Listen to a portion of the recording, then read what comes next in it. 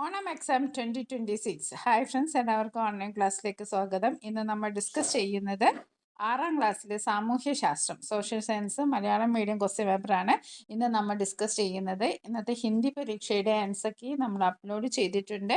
Class 6 Onam exam answer key എന്ന playlist check ചെയ്ത് നിങ്ങൾക്ക് കാണാവുന്നതാണ്. കൂടാതെ കേരള പാഠാവലിയുടെ ക്വസ്റ്റ്യൻ പേപ്പറിൻ്റെ ആൻസർ കീയും അപ്ലോഡ് ചെയ്തിട്ടുണ്ട്. ഓക്കെ, നമുക്ക് ആദ്യത്തെ ചോദ്യം നോക്കാം. ഈ ചോദ്യ പേപ്പർ 2 മണിക്കൂർ 15 മിനിറ്റ് ആണ്. അതിൽ ആദ്യത്തെ 15 മിനിറ്റ് കൂൾ ഓഫ് ടൈം ആണ്. അപ്പോൾ ഈ സമയത്ത് ചോദ്യങ്ങൾ നമ്മൾ വായിച്ച് മനസ്സിലാക്കുക. അതിലെന്തൊക്കെ ഉത്തരങ്ങളാണ് നമുക്ക് അറിയാവുന്നത് അതൊക്കെ നമ്മൾ ടിക്ക് ചെയ്ത് വെക്കുക. എല്ലാ 8 ആക്ടിവിറ്റീസ് ഉണ്ടെങ്കിലും 6 ആക്ടിവിറ്റിക്ക് നമ്മൾ ഉത്തരം എഴുതിയാൽ മതി. അതിൽ 2 ആക്ടിവിറ്റി നമുക്ക് ഓപ്ഷനിലാണ്, അത് എ ബി എന്ന് വെച്ചിട്ടാണ് കൊടുക്കുക. ഓക്കെ, അതൊക്കെ ശ്രദ്ധിച്ച് നോക്കുക. നമുക്ക് അറിയാവുന്ന ചോദ്യങ്ങളൊക്കെ നമ്മൾ അടയാളപ്പെടുത്തി വെക്കുക. ഈ സമയമാണ് 15 മിനിറ്റ് നമ്മൾ അതിന് വേണ്ടിയിട്ടാണ്, ക്വസ്റ്റ്യൻ പേപ്പർ വായിക്കാനാണ് ഉപയോഗിക്കേണ്ടത്. ഓക്കെ, നമുക്ക് ആദ്യത്തെ ചോദ്യം നോക്കാം. പുരാതന ഗ്രീസിലെ പ്രധാന നഗരരാഷ്ട്രങ്ങളായിരുന്നു ഏതൻസും സ്പാർട്ടയും.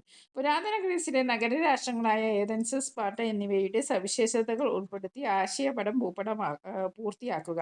ഇപ്പം ഏതൻസ്, സ്പാർട്ട ഇവിടെ ഓരോ പോയിന്റ് വീതം എഴുതിയിട്ടുണ്ട്. ജനാധിപത്യം, ഏതൻസിൽ ജനാധിപത്യം എന്ന് എഴുതിയിട്ടുണ്ട്, സ്പാർട്ടയിൽ പ്രഭുഭരണം എന്നും എഴുതിയിട്ടുണ്ട്. ബാക്കി നമ്മളോട് പൂരിപ്പിക്കാനാണ്. 2 പോയിന്റ് വീതം വെച്ച് എഴുതിയാൽ മതി. അപ്പോൾ ഏതൻസിന്റെ പ്രത്യേകത എന്താണെന്ന് വെച്ചിട്ടുണ്ടെങ്കിൽ കലാ, സംസ്കാരം എന്നിവയ്ക്ക് പ്രാധാന്യം നൽകിയ വിദ്യാഭ്യാസമായിരുന്നു ഏതൻസിൽ നിലനിന്നിരുന്നത്. എന്തിനാണ് പ്രാധാന്യം നൽകിയത്? കലാ, സംസ്കാരം എന്നിവയ്ക്ക് പ്രാധാന്യം നൽകി. ഓക്കെ, ഇനി ആൺകുട്ടികൾക്ക് 2 വർഷത്തെ നിർബന്ധിത സൈനിക സേവനം 2 വർഷത്തെ സൈനിക സേവനം നിർബന്ധമായിരുന്നു. പിന്നെ ശക്തമായ കപ്പൽപ്പടയും സൈനിക വ്യൂഹവും, ഇതൊക്കെ ഏതൻസിന്റെ പ്രത്യേകതകളാണ്. ഇനി ഇതിൽ നമ്മൾ 2 എഴുതിയാൽ മതി കേട്ടോ.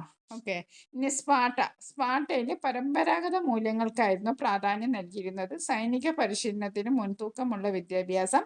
ആൺകുട്ടികൾക്ക് 23 വർഷത്തെ നിർബന്ധിത സൈനിക സേവനമായിരുന്നു സ്പാർട്ടയിൽ നിലനിന്നിരുന്നത്. അപ്പോൾ നമ്മൾ അത് 2 പൂരിപ്പിക്കുക. ഇനി അടുത്തത് താഴെ തന്നിരിക്കുന്നതിൽ നിന്ന് പുരാതന ഗ്രീസുമായി ബന്ധപ്പെട്ട ശരിയായ പ്രസ്താവന തിരഞ്ഞെടുക്കുക.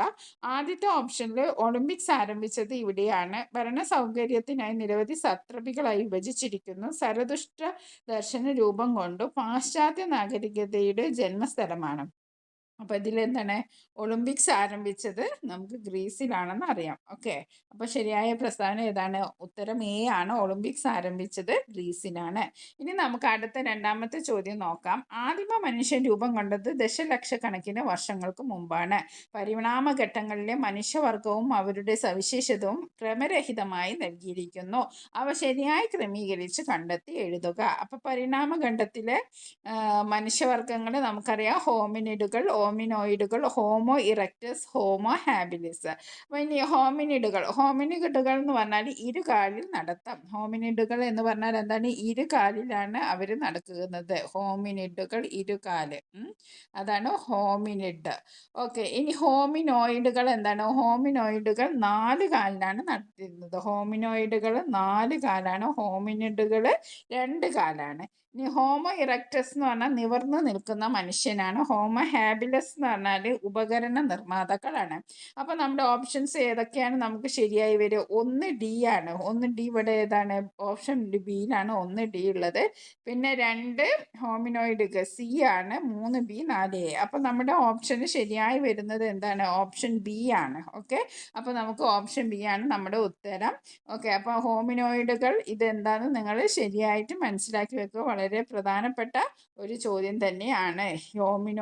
ഹോമിനിഡുകൾ എന്ന് പറഞ്ഞാൽ ഇരുകാല്, ഹോമിനോയിഡ് 4 കാല്, ഹോമോ ഇറക്റ്റസ് എന്ന് പറഞ്ഞാൽ നിവർന്നു നിൽക്കുന്ന മനുഷ്യർ, ഹോമോ ഹാബിലസ് എന്ന് പറഞ്ഞാൽ ഉപകരണ നിർമ്മാതാക്കൾ.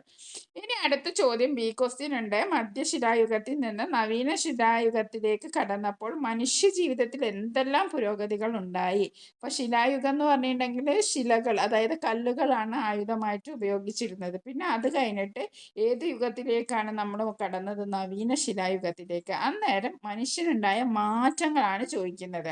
എന്താണ്? കൂടുതൽ പരിഷ്കരിക്കപ്പെട്ടതും മിനുസമുള്ളതുമായ കല്ലുപകരണങ്ങൾ ഉപയോഗിച്ചു. കൃഷി ആരംഭിച്ചു, ചക്രം കണ്ടുപിടിച്ചു, മൺപാത്ര നിർമ്മാണം ആരംഭിച്ചു. അപ്പോൾ ഇതൊക്കെ എന്തിൻ്റെ പ്രത്യേകതകളാണ്? നവീന ശിലായുഗത്തിൻ്റെ പ്രത്യേകതകളാണ്. നവീന ശിലായുഗത്തിൻ്റെ പ്രത്യേകതകളാണ്. എന്തൊക്കെയാണ്? കൂടുതൽ പരിഷ്കരിക്കപ്പെട്ടതും മിനുസമുള്ളതുമായ കല്ലുപകരണങ്ങൾ ഉപയോഗിച്ചു, കൃഷി ആരംഭിച്ചു, ചക്രം കണ്ടുപിടിച്ചു, മൺപാത്ര നിർമ്മാണം ആരംഭിച്ചു. ഇനി നമുക്ക് അടുത്ത ചോദ്യം നോക്കാം. അടുത്തത് മൂന്നാമത്തെ ചോദ്യത്തിന് 3A 3B എന്നീ ഭാഗങ്ങളുണ്ട്. 3A 3B എന്നിവയിൽ ഏതെങ്കിലും ഒന്ന് പൂർണ്ണമായും എഴുതിയാൽ മതിയാവും. അപ്പം 3Aയും 3Bയും അത് പൂർണ്ണമായിട്ട് എഴുതണം. ഇതിലൊന്നറിയും മറ്റേതിലൊന്നറിയും അങ്ങനെ എഴുതരുത്. ഈ 3A എഴുതാന്ന് വെച്ചാൽ അതിൽ എയും ബി എഴുതണം. അല്ലാണ്ട് 3Aയിൽ എ എഴുതി പിന്നെ നമുക്കറിയാവുന്ന 3Bയിലുള്ളതാണ് അങ്ങനെ എഴുതാൻ പാടില്ല. നമുക്ക് മാർക്ക് കിട്ടില്ല. അപ്പം 3A പൂർണ്ണമായിട്ട് എഴുതുക, അല്ലെങ്കിൽ 3B എഴുതുക. 3Aയിൽ തന്നെ എയും ബിയും രണ്ട് ചോദ്യമുണ്ട്, അതൊക്കെ ഇതിൻ്റെ ഉൾപ്പെടുന്നതാണ്. ഓക്കെ. വെങ്കലയുഗത്തിൽ നദികൾ കേന്ദ്രീകരിച്ച് സംസ്കാരങ്ങൾ രൂപപ്പെട്ടു. താഴെ പറയുന്നത് ശരിയല്ലാത്തത് നിങ്ങൾ ശ്രദ്ധിക്കുക. ശരിയല്ലാത്തത്, നേരത്തെ നമ്മളോട് ശരിയായ പ്രസ്താവന എഴുതുന്നതെന്ന് ചോദിച്ചാൽ ഇത് ശരിയല്ലാത്തത്. അപ്പോൾ ഏതോ ഒന്ന് ശരിയില്ല, അതാണ് നമ്മൾ കണ്ടുപിടിക്കേണ്ടത്. ഒന്നോ രണ്ടോ അത് നമുക്കറിയില്ല, നോക്കാം. ഹാരപ്പൻ സംസ്കാരത്തിൻ്റെ പ്രധാന സവിശേഷതയാണ് നഗരാസൂത്രണം. മൊസാപ്പൊട്ടേമിയയുടെ എഴുത്ത് സമ്പ്രദായത്തെ വിശുദ്ധമായ എഴുത്ത് എന്ന് വിശേഷിക്കപ്പെടുന്നു. ഒയാഹോ നദി തടയിലാണ് ചൈനീസ് സംസ്കാരം ഉടലെടുത്തത്. ഈജിപ്ഷ്യൻ രാജാക്കന്മാർ ഫറവോ എന്ന പേരിൽ അറിയപ്പെട്ടു. അപ്പോൾ ഇതിൽ ഏതൊക്കെയാണ് ശരി? ഈജിപ്ഷ്യൻ രാജാക്കന്മാർ ഫറവോ എന്ന പേരിൽ അറിയപ്പെട്ടു, അത് നമുക്കറിയാം, ശരിയാണ്. ഹൊയാഹോ നദീതടത്താണ് ചൈനീസ് സംസ്കാരം രൂപപ്പെട്ടത്, അതും ഹൊയാഹോ ചൈനീസ്, അതും ശരിയാണ്. മൊസോപ്പൊട്ടേമിയയുടെ എഴുത്ത് സമ്പ്രദായ വിശുദ്ധമായ എഴുത്ത് എന്ന് പറയുന്നത് അത് തെറ്റാണ്. എന്താണ്? മൊസോപ്പൊട്ടേമിയക്കാരുടെ എഴുത്തിനെ വിശുദ്ധ ക്യൂണിഫോം ലിപി എന്നാണ് അറിയപ്പെടുന്നത്, വിശുദ്ധമായ എഴുത്ത് എന്നല്ല. അപ്പോൾ ഓപ്ഷൻ ബി ആണ് തെറ്റായത്. ഇനി അടുത്തത് സംസ്കാരങ്ങളുടെ സവിശേഷതകൾ പരിശോധിച്ച് തന്നിരിക്കുന്ന പട്ടികയിൽ ശരിയായി ക്രമീകരിക്കുക. ഇവിടെ കുറച്ച് കാര്യങ്ങൾ കൊടുത്തിരിക്കുന്നുണ്ട്. നദികൾക്കിടയിലെ പ്രദേശം, കെയ്റോ നഗരം, ചാന്ദ്ര പഞ്ചാംഗം, നൈലിൻ്റെതാണ് ലഗാഷ് നഗരം, പിരമിഡുകൾ. ഇത് വായിക്കുമ്പോൾ തന്നെ അറിയാം നമുക്ക് ഏതൊക്കെയാണെന്നല്ലേ. അപ്പോൾ ഈജിപ്ഷ്യൻ സംസ്കാരത്തുമായി ബന്ധപ്പെട്ട കാര്യങ്ങളാണ്. കൈറോ നഗരം ഇവിടെ കൊടുത്തിട്ടുണ്ട് അല്ലേ. ഈജിപ്ഷ്യൻ നഗരം, കൈറോ നഗരം. പിന്നെ ഈജിപ്ഷ്യൻ നഗരമായിട്ട് നമുക്ക് ബന്ധപ്പെട്ട ഏതാണ്? നൈലിൻ്റെതാണ് ഈജിപ്ഷ്യൻ നഗരമാണ്. പിന്നെ പിരമിഡുകൾ ഈജിപ്തുമായി ബന്ധപ്പെട്ടിരിക്കുന്നു. മൊസോപ്പൊട്ടേമിയൻ സംസ്കാരത്തെ നദികൾക്കിടയിലുള്ള പ്രദേശം എന്നറിയപ്പെടുന്നു. പിന്നെ ചാന്ദ്ര പഞ്ചാംഗം, പിന്നെ എന്താണ് ലഗാഷ് നഗരം. ഇതൊക്കെ എവിടെയാണ്? മൊസോപ്പൊട്ടേമിയയിലാണ് നമ്മൾ എഴുതേണ്ടത്. അപ്പോൾ ഒന്നുകൂടി നമുക്ക് ക്രോഡീകരിച്ച് വായിക്കാം. ഈജിപ്ഷ്യൻ സംസ്കാരം, കെയ്റോ നഗരം, പിരമിഡുകൾ നൈലിൻ്റെതാണ്. അപ്പോൾ കെയ്റോ നഗരം എവിടെ? ഈജിപ്ഷ്യൻ സംസ്കാരം. പിരമിഡ് ഈജിപ്തിലാണ്, നൈലിൻ്റെതാണ് ഈജിപ്തിലാണ്. ഇനി അടുത്തത് മെസോപ്പൊട്ടേമിയൻ സംസ്കാരം അറിയപ്പെടുന്നത് നദികൾക്കിടയിലെ പ്രദേശം. ഏത് നദികളാണെന്ന് എല്ലാവർക്കും അറിയാമല്ലോ, യൂഫ്രട്ടീസും ടൈഗ്രീസുമാണ്. ആ രണ്ട് നദികൾക്കിടയിലുള്ള പ്രദേശമാണ് മെസോപ്പൊട്ടേമിയൻ സംസ്കാരം എന്നറിയപ്പെടുന്നത്. അതേപോലെ ചന്ദ്രനെ അടിസ്ഥാനപ്പെടുത്തിയുള്ള കലണ്ടർ, ചാന്ദ്ര പഞ്ചാംഗം, അത് രൂപപ്പെടുത്തിയത് മൊസോപ്പൊട്ടേമിയക്കാരാണ്. പിന്നെ ലഗാഷ് നഗരം, ഈ മൂന്നും മൊസോപ്പൊട്ടേമിയയുമായിട്ട് ബന്ധപ്പെട്ട് കിടക്കുന്നു.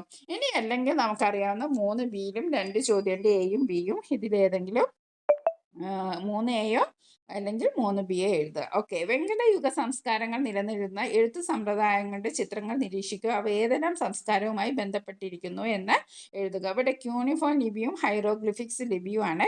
ക്യൂണിഫോം ലിപി ഏതാണ്? മൊസോപ്പൊട്ടേമിയൻ സംസ്കാരവുമായി ബന്ധപ്പെട്ടിരിക്കുന്നു. ഹൈറോഗ്ലിഫിക്സ് ഏതുമായി ബന്ധപ്പെട്ടിരിക്കുന്നു? ഈജിപ്തുമായി ബന്ധപ്പെട്ടിരിക്കുന്നു അല്ലേ. അപ്പോൾ മൊസോപ്പൊട്ടേമിയ ആണ് ക്യൂണിഫോം, അത് ഓർമ്മിച്ച് വെക്കുക. മൊസോപ്പൊട്ടേമിയ ക്യൂണിഫോം. ഓക്കെ. അതേപോലെ ഈജിപ്ഷ്യൻ ആണ് ഹൈറോഗ്ലിഫിക്സ്. ഇനി ഈ രണ്ട് ലിപികളുടെയും സവിശേഷതകൾ താരതമ്യം ചെയ്ത് കുറിപ്പ് തയ്യാറാക്കുക. ഇനിയിപ്പം ക്യൂണിഫോം ലിപി വികസിപ്പിച്ചത് ആരാണ്? സുമേറിയക്കാരാണ്. ക്യൂണിഫോം ലിപി വികസിപ്പിച്ചത് ആരാണ്? സുമേറിയക്കാരാണ്. ആരാണ് വികസിപ്പിച്ചത്? സുമേറിയൻ. ക്യൂണിഫോം സുമേറിയക്കാർ. ആപ്പിൻ്റെ ആകൃതിയിലുള്ള ചിത്രലിപിയാണ്. കളിമൺ ഫലകത്തിൽ ഈറത്തണ്ട് ഉപയോഗിച്ച് എഴുതിയിരുന്നു. ഇനി ഹൈറോഗ്ലിഫിക്സിന് പറയുന്ന പേരാണ് വിശുദ്ധമായ എഴുത്ത്. മറന്നുപോയത്, വിശുദ്ധമായ എഴുത്ത് എന്നറിയപ്പെടുന്ന ലിപി ഏതെന്ന് വെച്ചാൽ ഹൈറോഗ്ലിഫിക്സ് ആണ്. ഇനി ചിഹ്നരൂപവും അക്ഷരരൂപവും ചേർന്ന ലിപിയാണ്. വലത്ത് നിന്ന് ഇടത്തോട്ട് എഴുതുന്നു. ഇനി അടുത്ത ചോദ്യം നോക്കാം. ഭൗമോപരിതലത്തിലൂടെ വരുന്ന സാങ്കല്പിക രേഖകളാണ് അക്ഷാംശ രേഖാംശ രേഖകൾ. താഴെ പറയുന്ന ഈ ഭൂമധ്യരേഖയുടെ സവിശേഷതകളിൽ ഉൾപ്പെടാത്തത് ഏത്? ഏറ്റവും വലിയ അക്ഷാംശ വൃത്തം. ഭൂമധ്യരേഖയെ അടിസ്ഥാനമാക്കി ഭൂമിയെ 2 അർദ്ധഗോളങ്ങളായി സങ്കല്പിക്കാം. 0 ഡിഗ്രി അക്ഷാംശ രേഖ. ധ്രുവങ്ങളെ തമ്മിൽ ബന്ധിപ്പിക്കുന്നു. അപ്പോൾ ഇതിൽ തെറ്റ് ധ്രുവങ്ങളെ തമ്മിൽ തെറ്റ്. ധ്രുവം എന്ന് പറയുന്നത് ഇത് രണ്ടുമാണ്. അപ്പോൾ ധ്രുവങ്ങളെ തമ്മിൽ ബന്ധിപ്പിക്കുന്നത് ഏതാണ്? അക്ഷാംശം ഭൂമധ്യരേഖ ആണോ? അല്ല. ഓക്കെ, അപ്പം ഏറ്റവും വലിയ അക്ഷാംശമാണ് ഭൂമധ്യരേഖ. അത് ശരിയാണ്. ഭൂമധ്യരേഖയെ അടിസ്ഥാനമാക്കി ഭൂമിയെ 2 അർദ്ധഗോളമായി ഇരിക്കുന്നു. അതും ശരിയാണ്. 0 ഡിഗ്രി അക്ഷാംശരേഖ, അതും ശരിയാണ്. ധ്രുവങ്ങളെ തമ്മിൽ ബന്ധിപ്പിക്കുന്നു എന്നത് തെറ്റാണ്. ഇനി ഈ ഗ്ലോബിന്റെ മാതൃക അനുസരിച്ച് അക്ഷാംശ രേഖകളും കൃത്യതയോടെ രേഖപ്പെടുത്തുക. അത് നമ്മൾ കറക്റ്റായിട്ട് രേഖപ്പെടുത്തുക. ഇതോടെ ഈ ചിത്രത്തിൽ കാണിച്ചിരിക്കുന്നുണ്ട് കേട്ടോ. ഇനി അടുത്തത് 5-മത്തേത്. അപ്പോൾ 66 ഡിഗ്രി വടക്ക് എന്ന് പറയുന്ന ആർട്ടിക് വൃത്തം, അത് നിങ്ങൾക്കറിയാമല്ലോ. ഇനി അടുത്തത് ജനങ്ങൾ രൂപീകരിച്ച ഏറ്റവും ഉന്നതമായ സാമൂഹിക രാഷ്ട്രീയ സ്ഥാപനമാണ് രാഷ്ട്രം. രാഷ്ട്രവുമായി ബന്ധപ്പെട്ട പ്രസ്ഥാനങ്ങളിൽ നിന്ന് ശരിയായവ കണ്ടെത്തുക. ജനങ്ങളുടെ അവകാശങ്ങൾ സംരക്ഷിക്കുന്ന രാഷ്ട്രമാണ്. ജനങ്ങളില്ലാതെയും രാഷ്ട്രത്തിന് നിലനിൽക്കാതെ തെറ്റാണ്. ജനങ്ങളില്ലെങ്കിൽ രാഷ്ട്രം ഒന്നും ഉണ്ടാവില്ല, അത് തെറ്റാണ്. രാഷ്ട്രം നിലനിൽക്കണമെങ്കിൽ സ്ഥിരവും കൃത്യമായി നിർവചിക്കപ്പെട്ട ഭൂപ്രദേശം അനിവാര്യമാണ്, അത് ശരിയാണ്. പ്രദേശം വേണം. രാഷ്ട്രം ഒരു താൽക്കാലിക സ്ഥാപനമാണ്, അത് തെറ്റാണ്. രാഷ്ട്രം സ്ഥിരമായ സ്ഥാപനമാണ്. അപ്പോൾ ഇതിൽ ശരി ഏതൊക്കെയാണ്?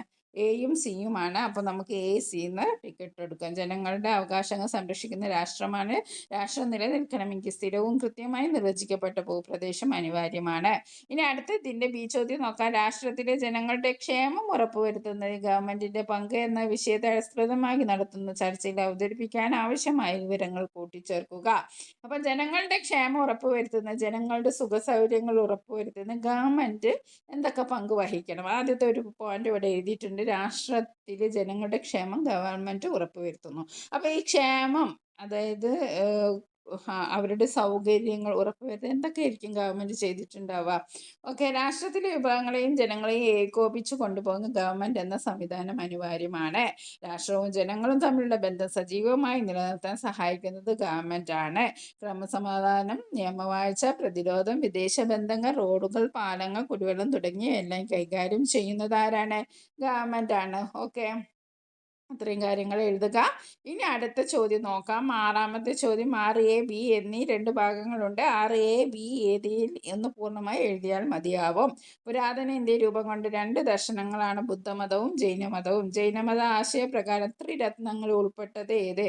ശരിയായ ആഹാരം, ശരിയായ വിശ്വാസം. അത് ആഹാരമൊന്നും അതിൽ പറയുന്നില്ല, അപ്പോൾ അത് തെറ്റാണ്. ശരിയായ വിശ്വാസം, ശരിയായ അറിവ്, ശരിയായ വസ്ത്രം, അതെല്ലാം. ശരിയായ വിശ്വാസം, ശരിയായ അറിവ്, ശരിയായ പ്രവൃത്തി. ഓപ്ഷൻ സി ആണ് ശരിയായ ഉത്തരം. ശരിയായ ആഹാരം ഒന്നുമില്ല. ശരിയായ വിശ്വാസം, ശരിയായ അറിവ്, ശരിയായ പ്രവൃത്തി, ഇതാണ് ശരിയായ ഉത്തരം കേട്ടോ. ഓപ്ഷൻ സി ആണ് ശരിയായ ഉത്തരം. ഇനി അടുത്തത് ജൈനമതത്തിൻ്റെയും ബുദ്ധമതത്തിൻ്റെയും ആശയങ്ങൾ, 2 സവിശേഷതകൾ പട്ടിക പൂർത്തിയാക്കാനാണ്. ജൈനമതത്തിൽ ഒരു പോയിന്റ് എഴുതിയിട്ടുണ്ട്. എല്ലാ വസ്തുക്കൾക്കും ജീവനുണ്ട്. ബുദ്ധമതത്തിൽ ഹിംസിക്കാതിരിക്കുക. അപ്പോൾ നമുക്ക് എന്താ എഴുതാം? ജൈനമതത്തിൽ ഒന്നിനെയും ഉപദ്രവിക്കരുത്, കളവ് പറയരുത്, മോഷ്ടിക്കരുത്, ശരിയായ വിശ്വാസം, ശരിയായ അറിവ്, ശരിയായ പ്രവൃത്തി. ഇനി ബുദ്ധമതത്തിൽ 5 കളവ് പറയാതിരിക്കുക, സത്യസന്ധത പുലർത്തുക, അന്യരുടെ സ്വത്ത് ആഗ്രഹിക്കരുത്. 6B നോക്കാം. ഇന്ത്യയിൽ നിലനിന്നിരുന്ന 16 മഹാജനപദങ്ങളിൽ പ്രബല ശക്തിയായി മാറിയത് മഗധയാണ്. മഗധയുടെ വളർച്ച സഹായകമായ ഘടകങ്ങൾ ഏതെല്ലാം? കുറിപ്പ് തയ്യാറാക്കുക. ഓക്കെ, മഗധയുടെ വളർച്ചയ്ക്ക് സഹായകമായത് എന്തായിരുന്നു? ശക്തരായ ഭരണാധികാരികളും ശക്തമായ സൈന്യവുമാണ് ഉണ്ടായിരുന്നത്. എന്താണ് മഗധക്ക് ഉണ്ടായിരുന്നത്? ശക്തമായ ഭരണാധികാരികളും ശക്തമായ സൈന്യവുമാണ് ഉണ്ടായിരുന്നത്. ഗംഗയുടെയും പോഷക നദിയുടെയും സാമീപ്യം കൊണ്ടുണ്ടായ ഫലഭൂയിഷ്ഠത, കാർഷിക മേഖലയിലും വാണിജ്യ രംഗത്തും ഉണ്ടായ പുരോഗതി, പിന്നെ ഇരുമ്പയിരിന്റെ സാന്നിധ്യം.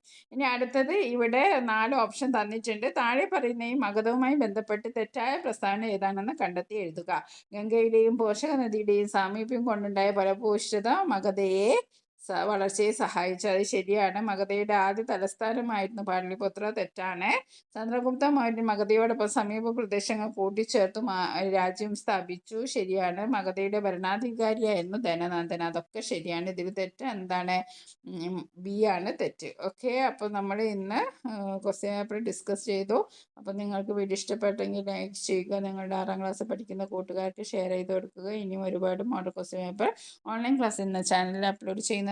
നിങ്ങൾ ആദ്യമായിട്ടാണ് ഈ ചാനൽ കാണുന്നതെങ്കിൽ ഒന്ന് സബ്സ്ക്രൈബ് ചെയ്ത് സപ്പോർട്ട് ചെയ്യുക.